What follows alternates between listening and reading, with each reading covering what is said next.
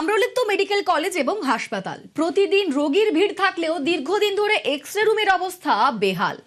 নেই এমআরআই এর সুযোগ। রাজ্যে পালা বদলের পর এই সমস্যার সমাধান চান রোগীর পরিজনেরা।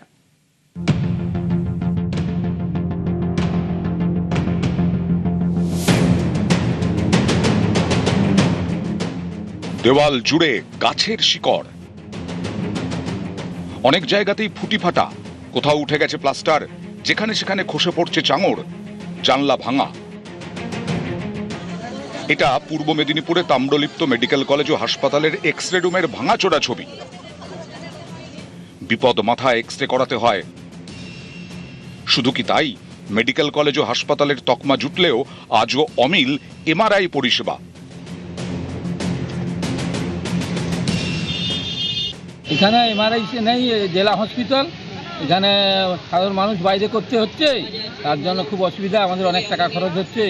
যাতে হয় তার জন্য সরকারের কাছে আবেদন জানাই যাতে এমআরআইটা হসপিটালের মাধ্যমে হয়। এমআরআই সিদ্ধান্ত হয়েছে, সেটা আমাদের বাজেটেও পেশ করা হয়েছে। তার সঙ্গে থাকবে এক্স-রের ব্যাপারটা।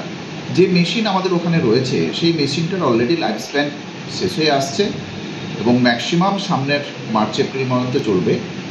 আর ওখানে যে বিল্ডিং যেটা আছে সেটা অনেক পুরনো বিল্ডিং, তো চেষ্টা হচ্ছে ওই এক্স-রে এবং ওই বিল্ডিং থেকে সরিয়ে এনে নতুন এক্স-রে বসানোর ব্যাপারটাও চলছে।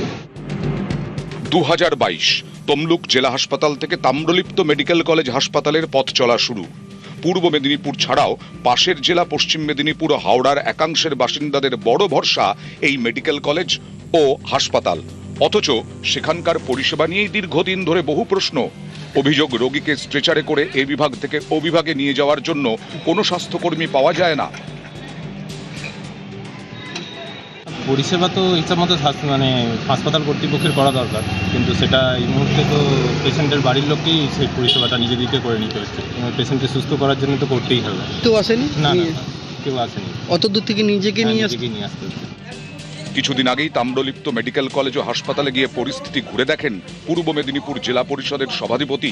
রোগীর পরিবারের অভাব অভিযোগও শোনেন। কিছু কাজ আমরা জেলা পরিষদ সরাসরি করে দিচ্ছি, কিছু কাজ পিডব্লিউ কে আমরা নির্দেশ দিচ্ছি তারা করবেন, কিছু কাজ পিএইচই করবেন, কিছু কাজ ইলেকট্রিক ওরিয়েন্টেড কাজ সেটা আরএম সাহেব ইলেকট্রিক ডিপার্টমেন্ট করবেন। ওই প্রতিষ্ঠানকে বাঁচিয়ে তুলবার জন্য 4 দিন আগে মাননীয় স্বাস্থ্যমন্ত্রী মহোদয় তিনি আসেন, তিনি স্পট ভিজিট করেন। একটি আধুনিক মানের হসপিটাল বা চিকিৎসালয় হিসাবে তৈরি করবার জন্য তিনি সব রকম সদর্থক সহযোগিতার আশ্বাস দিয়েছেন। জেলা সদর তমলুকের এই সরকারি হাসপাতালের বেহাল পরিকাঠামোর উন্নতি ঘটুক চাইছেন সকলেই। তমলুক থেকে ক্যামেরায় সর্বানন্দ মিশ্রের সঙ্গে সুজিত ভৌমিক, নিউজ 18 বাংলা।